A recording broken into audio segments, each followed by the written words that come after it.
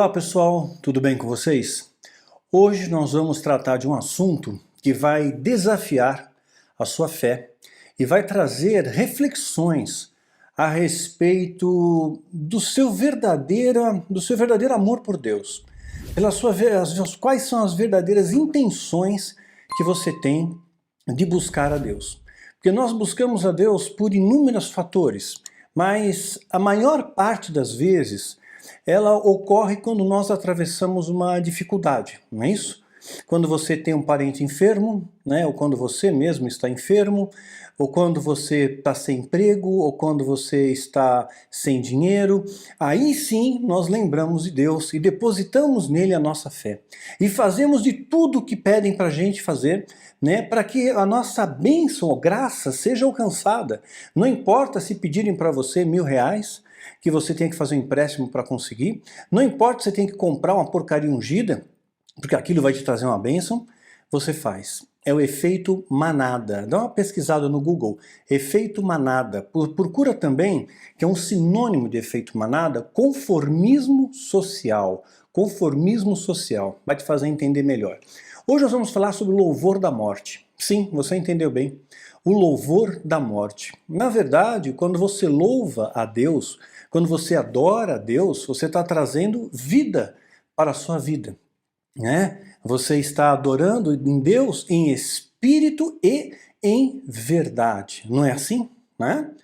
Mas existem pessoas que, em vez de adorar a Deus para a vida, adoram para a morte espiritual, porque mentem, porque são hipócritas, porque são fingidas. E Deus conhece o seu coração. Ele conhece a intenção do seu coração. Você está lá com a mão para o alto, louvando a Deus na igreja, mas seu coração está tão distante de mim, não é isso que Jesus diz? Seus lábios me louvam, mas seus corações estão tão distantes de mim. Pois é. Então a questão é que você pode sim fazer um louvor para a sua morte. Sua morte espiritual pode trazer maldição para você, porque você está tripudiando a Deus, você está brincando com Deus. Jeremias 48:10 diz que maldito é aquele que fizer a obra do Senhor negligentemente ou relaxadamente. Mais ou menos, não serve. Eu quero contar uma história para vocês e quero que vocês prestem muita atenção nessa história, né? Paulo, ele nos dá várias informações nas suas epístolas e muitas vezes nós não entendemos o que é isso, né? Porque não é explicado. Simplesmente a igreja não ensina, não explica. A maior parte das igrejas não explica. Eles estão interessados em pegar o teu dízimo, teu trízimo, teu dinheiro, o dinheiro da campanha, né? O milagre, a prosperidade, a unção disso, daquilo, é o show, é o pão e circo, né? Isso é tão velho, eu quero contar essa história para vocês, como começou, né? Então, Paulo ele deixa muitas pistas, não apenas Paulo, mas João também fala. Mas eu vou ler algumas epístolas paulinas aqui. Paulo está dizendo, em parte, fostes feitos espetáculo com vitupérios e tribulações. Então você está sendo feito espetáculo para o mundo. Né, espetáculo, em vitupérios e tribulações, passando sofrimento. Vitupério, né, significa no dicionário, ofender a honra de alguém, ofender a sua dignidade. Então, muitas vezes, pessoas, cristãos verdadeiros, legítimos, eles têm a sua honra muitas vezes manchada, né, subjugada, sua dignidade colocada a preço de banana, né? Com vitupérios e tribulações. E em parte fostes participantes com os que assim foram tratados. Hebreus 10:33. E aqui pior ainda, hein? Pior ainda, prestou atenção? Em parte fostes participantes com os que assim foram tratados. Então significa cristão maltratando cristão. O falso cristão atacando o verdadeiro cristão. O falso cristão que vive na mentira e aculturado pela mentira, atacando o verdadeiro e legítimo cristão que procura viver a verdade. Isso acontece nos nossos dias também. Não era um privilégio da época de Paulo. Acontece nos nossos dias também. E vejam quão antigo é isso, né? Irmãos contra irmãos. Jesus já disse que no final dos tempos as coisas iam piorar. Mateus 24, iam piorar. Ia ficar pior. Quando a gente imagina, não, pior não fica. Fica. Sempre pode piorar, né? Está em Hebreus 10:33 isso aqui, tá? Outro texto. foram apedrejados, né? Todos aqueles que morreram por amor a Cristo, que falaram a verdade num sistema culturado pela mentira. Fala a verdade no sistema culturado, você leva pedrada. Você acha que eu não levo pedrada? Opa, você acha que jogam pedra em árvore seca? Você acha que chutam um cachorro morto? Lógico que não, né? Foram apedrejados, cerrados, tentados, mortos a fio de espada, andaram vestidos de peles de ovelhas e de cabras, desamparados, aflitos, maltratados. Os verdadeiros, tá vendo? Dos quais o mundo não era digno. E de fato, talvez eu esteja falando com muitos de vocês dos quais o mundo não é digno. Mas saiba que você é digno de Deus e Deus vai te usar nesse mundo, mesmo você não sendo digno desse mundo. Deus vai te usar como luz aqui, como uma tocha para iluminar aqueles que estão na escuridão, viu? Presta atenção nessas palavras, elas são para você. Errantes pelos desertos, montes e pelas covas, cavernas da terra. Como assim cavernas? Hebreus 11, 37 a 38, os cristãos se escondiam em cavernas na época de perseguições. Nós vamos falar sobre isso. E gozado que no final dos tempos diz que vai acontecer a mesma coisa, né? Os homens se esconderão em cavernas. Pois é, e até mesmo nas covas. Nós já falamos isso em outros vídeos, não sei se já foi pro ar ou não. Outro texto. Porque tenho para mim que Deus, a nós, apóstolos, nos deu por últimos como condenados à morte. Nós somos os últimos condenados, né? Nós vamos ser condenados à morte. Paulo já sabia que o futuro dele era a morte. Todos nós vamos morrer um dia. Mas Paulo sabia que ele ia ser condenado à morte. No caso de Paulo, por ser cidadão romano, por inferência histórica, né, ele foi condenado a ser decapitado, e não pela pena capital romana, que era crucificado, né? Pois fomos feitos um espetáculo ao mundo, aos anjos caídos, tá? E aos homens, né? 1 Coríntios 4:9. João 16:2. Vão te expulsar das sinagogas, vão te expulsar das igrejas. Por quê? Você é um cristão verdadeiro. Você está destoando, está todo mundo falando a mentira, você fala a verdade, meu. Pô, alguma coisa está errada aí, né? Vão te expulsar das igrejas, né? Vão te excomungar, né?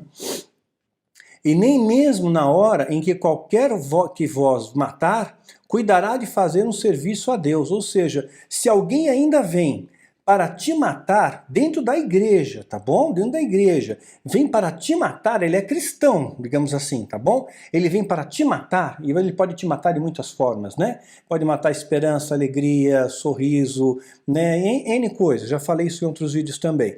Mas eles acreditam que eles estão fazendo um serviço para Deus. Ou seja, eles estão agindo em nome de Deus, mas servem ao diabo.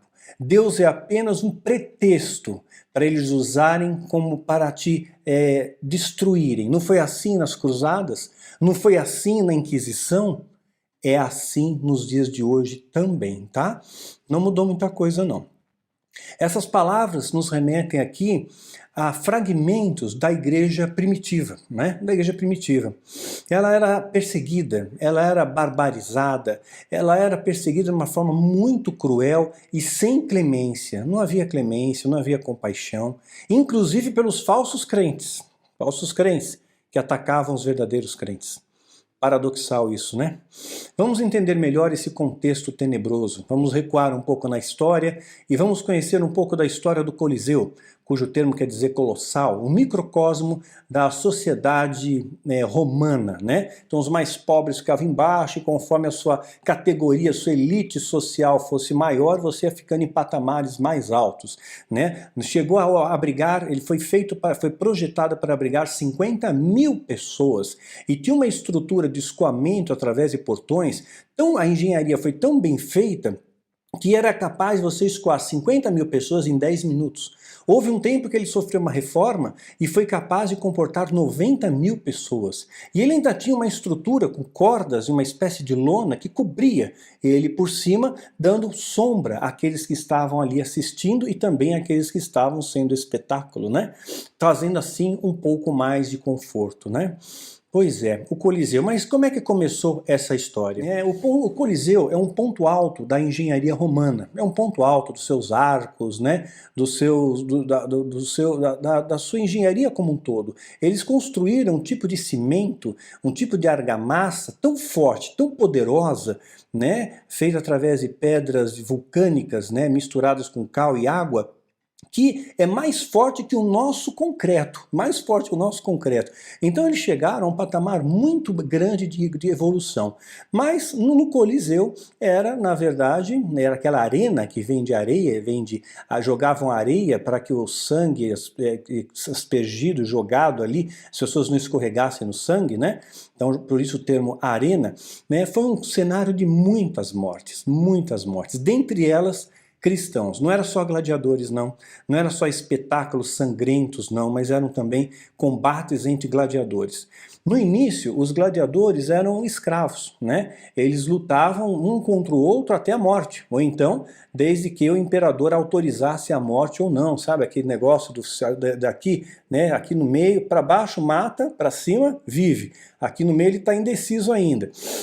Então era aquele espetáculo. Posteriormente os gladiadores eles ganharam mais renome, o povo começou a gostar da luta dos gladiadores. Isso se transformou numa profissão. Ser gladiador se transformou numa profissão, havia escolas de gladiadores. Até aquele filme O Gladiador, ele remete muito bem a essa questão, escola de gladiadores. E se você fosse um bom gladiador, você poderia inclusive, né, receber uma espada de madeira, né, que era uma representação da sua liberdade, porque você teve X vitórias. Então o Império Romano lhe concedia a liberdade, porque eles eram escravos.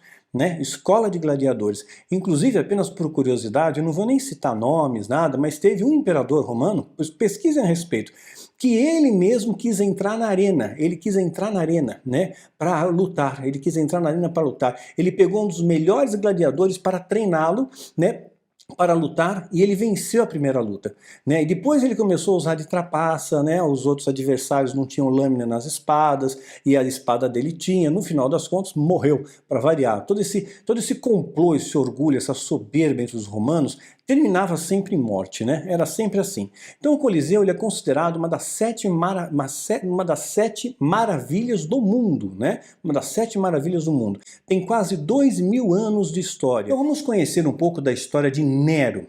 Nero, no ano 54 depois de Cristo, Nero assume o trono, muito jovem ainda, com 16 anos, graças a algumas manobras da sua mamãe, né, muito angelical, megalomaníaca que nem ele, né, a Agripina, né, chamava-se Agripina, a mamãe de Nero. E ela fez uma trama, envenenou o imperador anterior e acabou colocando o filhinho de 16 anos no trono, né? Então olha só que coisa maluca. Então Nero, assim como sua mãe, eles eram megalomaníacos. E olha, vai dizer que não tem presidente da república megalomaníaco? Né? Vai dizer que não tem, que o poder não sobe na cabeça? Sobe. Não precisa ser um imperador romano, né? Basta ser um presidente, né? Pois é, fica a dica aí, tá? Então, megalomania, ele construiu palácios gastando muito dinheiro, né? Então isso, como ele estava construindo palácio, gastando muita grana, ele não estava agradando muito ao povo, porque o que ele teve que fazer? Aumentar os impostos, aumentar os tributos. E não era nada bom naquele tempo, né, o imperador romano ir contra o povo. Se o povo se revoltasse, o povo fazia revolta de verdade, sabe? O negócio era feio. Não é que nem o brasileiro que é cordeiro, não, eles faziam revolta. Então o imperador tinha um certo receio do povo. Ele tinha que fazer algumas coisas, mas ele tinha que ter uma manobra política por trás para que ao mesmo tempo que ele tira com uma mão, ele dá com a outra, né? E depois foi inventado a grande estratégia para isso, a estratégia do pão e circo, né? Como você já conhece, a gente vai falar mais adiante, né?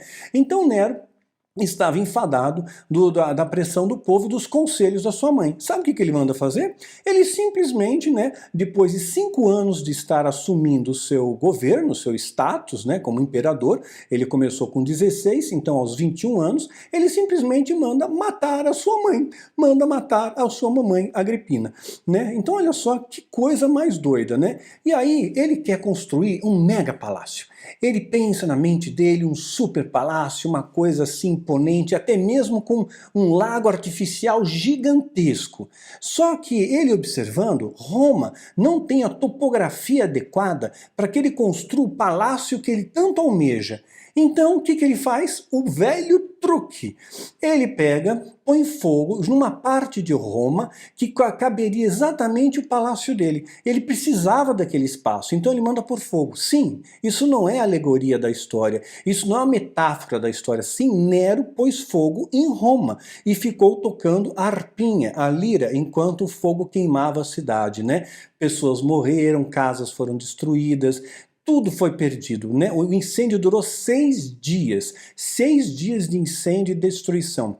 Simplesmente por um capricho dele, que ele queria aquele pedaço da cidade, né, para depois poder construir o seu palácio, né? Então ele mandou pôr fogo em Roma. E aí ele já deixou uma coisa aqui no ar. Né, começaram a pressionar ele. Quem pôs fogo em Roma? Como que pode uma coisa assim? Por que não apagaram o incêndio logo? Da onde veio o incêndio? Como começou? Alguém viu um soldado romano pondo fogo? Né? E de repente o que ele diz? Foram os cristãos. Os cristãos são inimigos do Império Romano. Os cristãos colocaram fogo em Roma. Isso já deixou a população romana meio com o pé atrás com os cristãos. Até então eram tolerados, mas agora já começa a criar um ambiente, uma atmosfera um tanto quanto inóspita para os cristãos, né? Nero, então, ele aumenta ainda mais os impostos do povo, aumenta mais ainda os impostos, né? Só que aí ele percebe que o povo começa a entrar numa rebelião. O Senado está contra ele, o povo está contra ele, e ele sabe, ele vai ser executado. Então, para que não seja executado, ele mesmo tira a própria vida dele em 68 depois de Cristo. Ele mesmo se mata, né? Então, mas lembrando, ele se mata, mas antes de fazer isso, ele culpou os cristãos pelo incêndio, tá? Guarda esse detalhe aqui.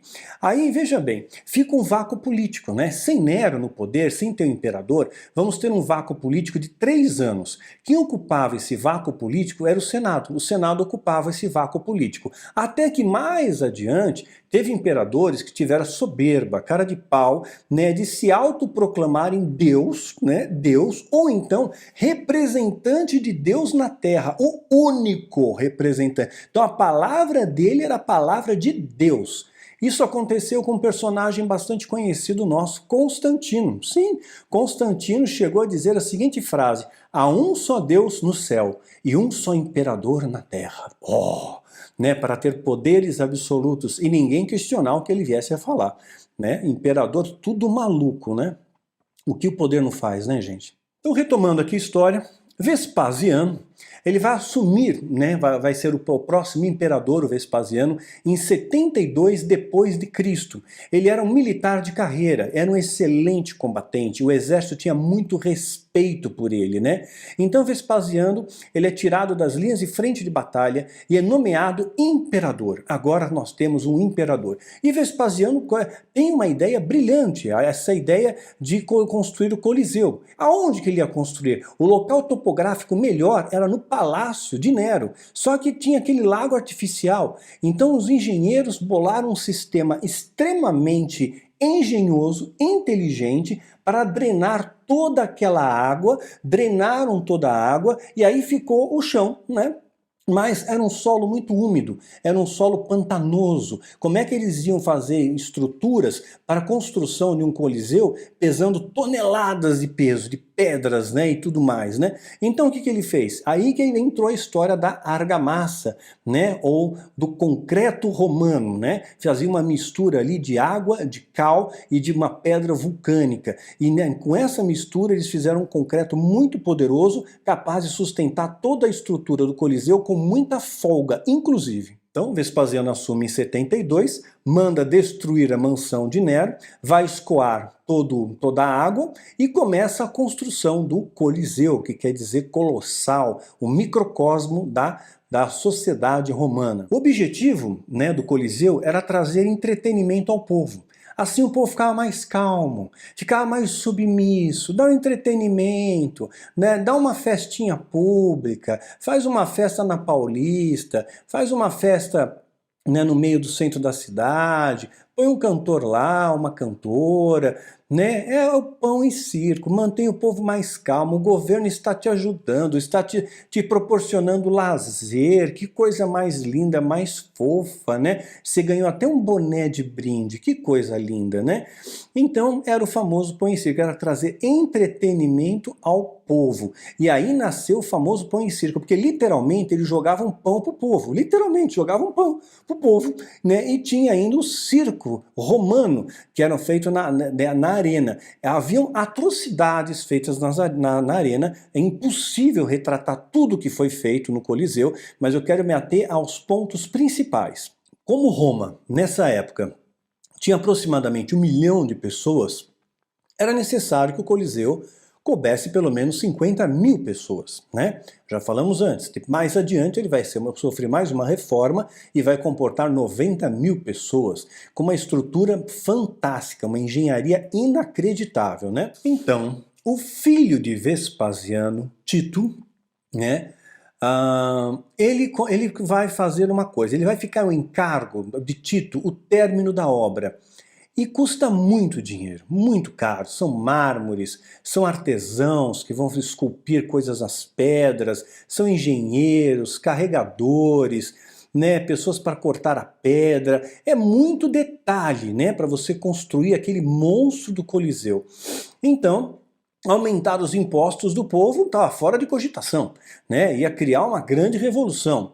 Então, qual foi a brilhante ideia, hein? Alguém sugere qual foi a brilhante ideia dos romanos? Então, Tito ele já tinha prometido ao povo, quando o Coliseu estiver pronto, eu vou dar uma festa para vocês de 117 dias de festas, né? No primeiro dia, morreram 5.000 animais nessas festas sangrentas, tá? Né? É o máximo que eu vou chegar a falar, porque tem muita atrocidade, tá bom? Então, o que Tito faz? Ele não pode aumentar o imposto. Então, o que ele vai fazer? Jerusalém.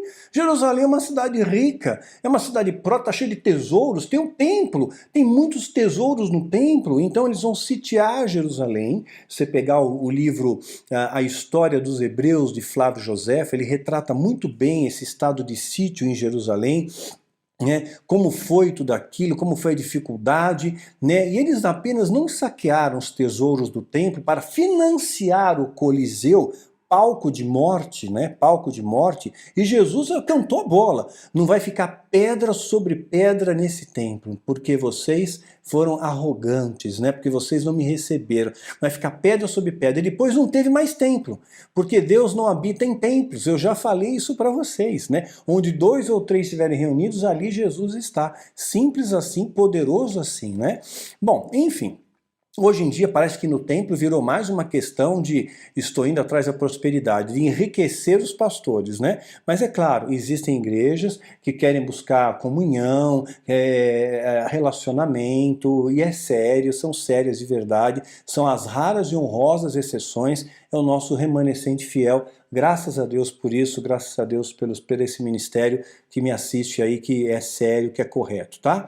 Então ele pega, manda, né, saquear o templo. O saque do templo e dos tesouros de Jerusalém vão financiar a grande obra do Coliseu. Não bastando isso, eles ainda pegaram 30.000 judeus, né, como escravos para construir o Coliseu, para carregar pedra, para quebrar pedra. 30.000 judeus foram capturados pelos romanos como escravos, quer dizer, foram saqueados e ainda tiveram que ser escravos. Os romanos não tinham, eles eram extremamente cruéis, Durou séculos o Império Romano. Só foi cair no ano 476 depois de Cristo. Quer dizer, durou durante séculos. E eles realmente eram vorazes, né? Era o exército mais temido do planeta.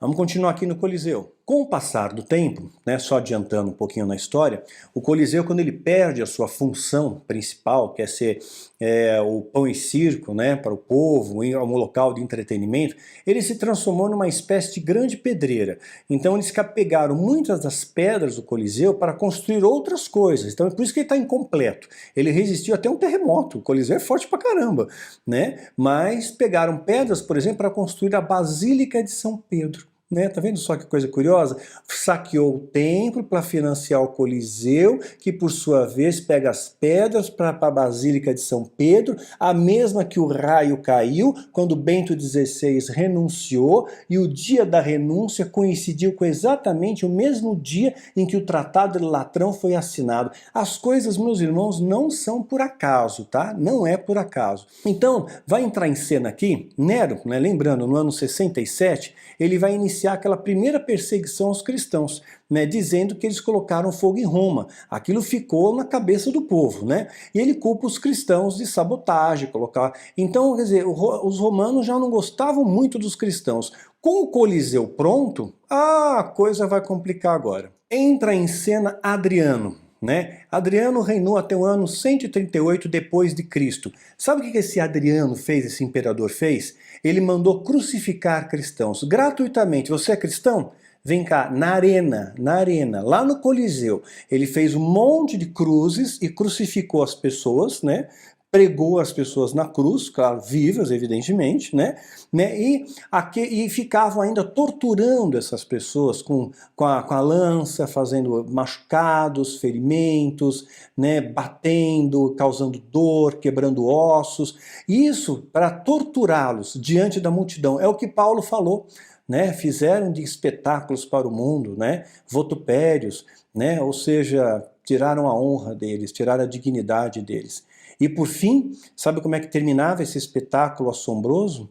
Colocavam fogo neles. Todos aqueles que ainda estavam vivos morriam queimados diante da plateia que urrava, diante da plateia que vibrava, que os cristãos estavam sendo mortos pelo fogo porque eles colocaram fogo em Roma por causa de uma mentira.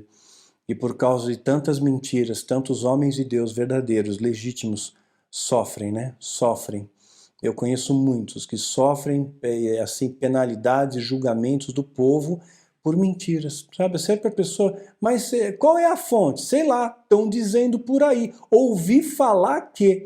Pois é, mas ninguém fala que é fake news. Sempre as pessoas dizem que aquilo é verdade, né? Pois é. Não é fácil não. Vamos continuar aqui.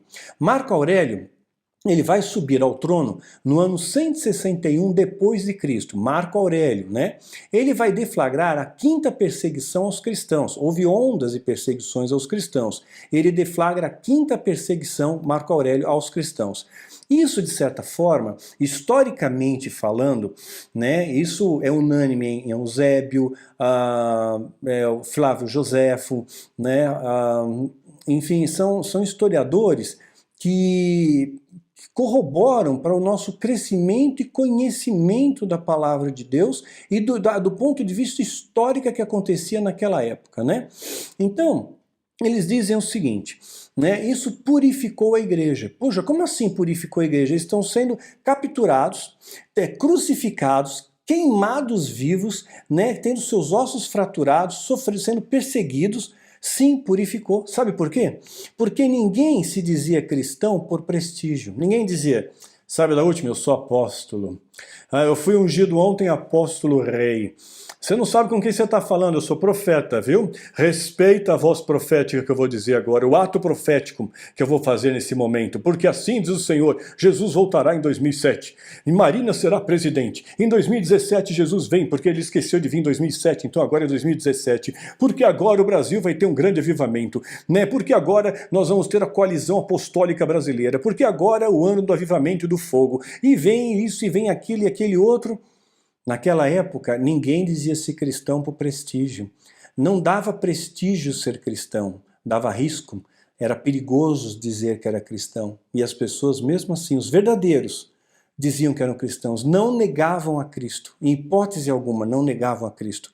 Ninguém buscava fazer parte da igreja cristã daquela época, a igreja primitiva, por um interesse financeiro, para ganhar dinheiro com a igreja, para vender alguma porcaria ungida, né? Ninguém se unia à igreja para obter lucros ou alguma popularidade. Não era popular ser cristão naquela época, não dava dinheiro ser cristão naquela época, né?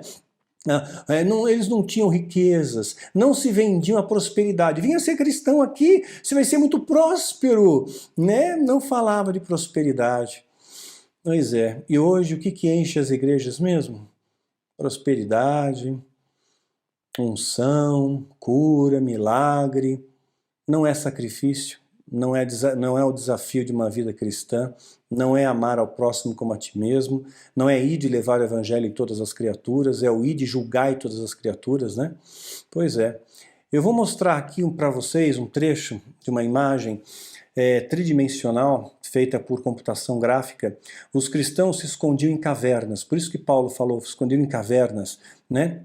E eles tinham uma estrutura muito boa, né, no interior dessas cavernas. Eram verdadeiras cidades subterrâneas onde os cristãos se escondiam na escuridão. Lá eles faziam suas comidas, lá eles viviam, lá eles oravam, lá eles mantinham a sua fé acesa. Será que você teria coragem de morar numa caverna, no subterrâneo, escondido do império? Vou mostrar aqui como é que era a estrutura. Um incrível sistema de ventilação percorresse todos os níveis até os mais inferiores. Lá dentro eles nunca sabiam quando era noite ou dia. Os cristãos eram jogados no Coliseu, as feras. Deixavam os animais, os leões, com fome, né?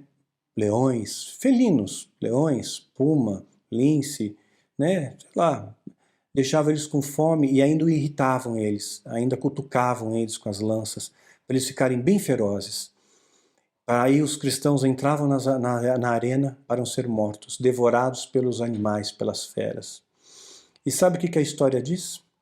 Eles entravam cantando louvores, homens, mulheres e crianças. Imagina essa cena. Homens, mulheres e crianças. Eles iam cantando louvores. No centro da arena, eles se ajoelhavam, eles oravam e eles louvavam a Deus. Morriam e acordavam no céu. Quero mostrar um trecho desse momento para vocês. Dá uma olhada e reflita a respeito.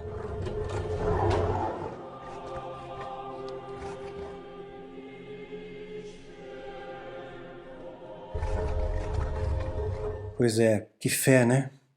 Que fé. Homens, mulheres e crianças cantando louvores, sabendo que iam morrer. Mas eles tinham a certeza.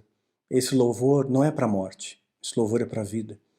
Para aqueles que assistem, para aqueles que estão na plateia, para aqueles que estão apreciando esse espetáculo sangrento, nós estamos louvando para a morte. Nós estamos louvando porque vamos morrer. Mas eles sabiam que eles estavam louvando para a vida, não para a morte. Pelos olhos dos romanos era a morte. Para os olhos deles era a vida eterna. Era o encontro com o Criador, com o Pai. Sabe? E você? E você, meu irmão, minha irmã que me assiste? Você aceitaria um desafio para medir a sua fé? Às vezes nós não temos medidores de fé. Como é que eu vou calcular a minha fé? Se existisse um medidor de fé, né? Como um termômetro mede a temperatura, ele media quanto estava o seu patamar de fé. Você aceita um desafio para testar e medir a sua fé? Eu vou te dar esse desafio. Faça com seriedade. Às vezes nós achamos que passamos por tribulações. Muitos de nós passamos, sim, claro. Paulo também passou, abatido sim, derrotado não. Eu passo por muitas tribulações. Muitos dias eu passo horas do dia chorando, né? Passo por dor, por tristeza, eu sangro, eu choro, eu caio, eu levanto, eu aprendo com meus erros, eu erro. Mas eu procuro acertar, procuro ter uma vida de santidade. Eu não desisto de Jesus, porque Ele não desiste de mim, né? Então, se você acha que está passando tribulações, se você olhar para o lado, quanta gente igual você está passando a mesma coisa. Se você olhar para trás, você vai ver gente pior que você passando. A gente tem a tendência de olhar para frente. Aquele irmão está de boa, mas eu não estou. Olha para o lado. Quanta gente igual você. Quanta gente. Sabe, perder um filho é muito difícil. Mas quando eu olho para o lado, quantos pais e mães também perderam? E entendem o sofrimento que eu sofro e vivem o mesmo luto. É a luta do luto todos os dias, né? Mas se você acha que é cristão, pensa, até onde iria a sua fé? Existe algum limite, algum patamar aonde a sua fé iria e de repente a partir daqui não, A perseguição não, morte não, tortura não. Eu nego Jesus, mas eu não, isso aqui de jeito nenhum para mim, né? Pensa da seguinte maneira, o que te motiva a buscar a Deus? O que te motiva a buscar a Deus? Pensa, o que te motiva a buscar a Deus? É o amor? É o amor, simplesmente o amor por Deus, o amor incondicional. Eu amo a Deus independente de qualquer coisa, eu continuo louvando a Deus. Paulo disse, nada me separará do amor de Deus. Não é a prisão, não é o açoite, não é apedrejamento, não é passar fome. Então não era nesses momentos que ele dizia, Deus me desamparou, Deus não me ama, então não amo mais a Deus. Eu estou de mal com Deus agora, eu não dou nem o dedinho para ficar amigo, eu estou de mal com Deus, né? Porque Deus me desamparou, né? Eu estou sendo açoitado, preso, né? Apedrejado, naufrágio, a cobra me pica, né? Só tô me lascando aqui, estou passando fome, estou passando necessidade, né? Então, mas ele chegou a dizer, nada vai me separar do amor de Deus. Então o amor de Deus, ele está acima dessas coisas, independe. Se você está passando por um momento de tribulação, de dificuldade, um momento de abundância, de alegria, você continua amando a Deus, porque Deus continua sendo Deus na sua vida. E tudo colabora para aqueles que amam a Deus, e nada fica fora desse tudo, simples assim, poderoso assim, né? Ou será que você busca a Deus não por amor? Você busca a Deus pelas coisas que supostamente Ele pode te oferecer. Ele pode te dar prosperidade. Ele pode fazer um milagre na sua vida. Então por isso você procura a Deus, porque você quer tanto milagre. Porque você quer títulos. Ah, eu quero tanto ser pastor. Eu quero ser apóstolo, eu quero ser bispo. Eu quero ser líder do louvor. Será que é isso que motiva você a ir numa igreja e buscar a Deus? Eu quero glamour. Eu quero poder. Né? Eu quero que as pessoas conheçam o meu nome, né? Pois é, eu vou dar um desafio para vocês. Vá até o espelho, depois desse vídeo. O espelho do seu banheiro, que você vai estar sozinho. Fecha a porta. Se olha no espelho. Se olha no espelho. Ali está o seu maior inimigo, tá? Se olha lá. Não é o demônio não, é você mesmo. Se olha no espelho.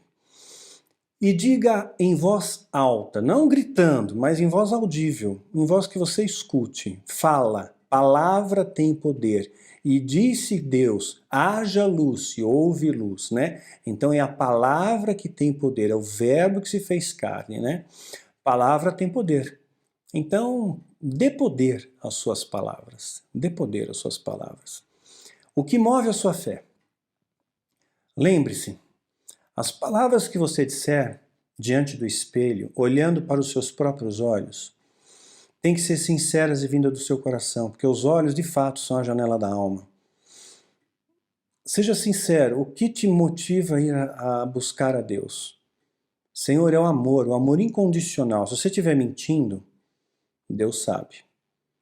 Porque essas palavras vão estar sendo ecoadas lá nos céus, e os anjos vão ouvir. E também vão ser escutadas e ecoadas lá no inferno. E os demônios também vão ouvir. E se você mentir diante de Deus, é melhor que você tivesse ficado com a boca fechada. Sabe aquela história de fazer um voto para Deus? É melhor que você não tivesse feito o voto. Se fez um voto e não cumpriu, é melhor que você não tivesse feito o voto. É melhor que você pegasse seu pé, amarrasse uma pedra e se jogasse no rio, no mar, né? Não se brinca com Deus. Fale a verdade, seja sincero. Senhor, eu estou aqui, eu te procuro, eu te busco, eu te quero porque eu queria tanto ser próspero. Então me perdoa pelo meu erro, me perdoa pelo meu foco errado. Eu queria um milagre, sabe? Eu queria glamour, eu queria prestígio, eu queria ser conhecido, eu queria um cargo, né? Seja sincero com Deus e peça perdão a Ele, olhando para si mesmo, olhando para os seus próprios olhos. Sabe que os anjos vão estar ao seu lado, Jesus também. Ou será que você poderá ter aquela sinceridade de dizer, Senhor, eu te busco de todo o meu coração, de todas as minhas forças, de todo o meu entendimento. Eu te busco por amor. Não importa o que aconteça, nada vai me separar do amor de ti. Nada vai me separar. Seja sincero. Lembre-se, palavras têm poder. E você vai dar poder a elas quando você pronunciá-las. Elas vão ser ecoadas nos céus. ouvidas por Deus e pelos anjos. E elas também serão ecoadas no inferno, escutadas por Satanás e os seus demônios. Cuidado com o que você vai falar. Palavras têm poder. É o momento de você testar a sua fé e viver um cristianismo verdadeiro. Esse é o recado que eu tenho para vocês hoje. Que o louvor da sua vida seja um louvor para a vida, não para a morte. Que a morte é fingimento, né? Fingimento, Deus não aceita. Tá bom? Que Deus te abençoe e te guarde. Até o próximo vídeo.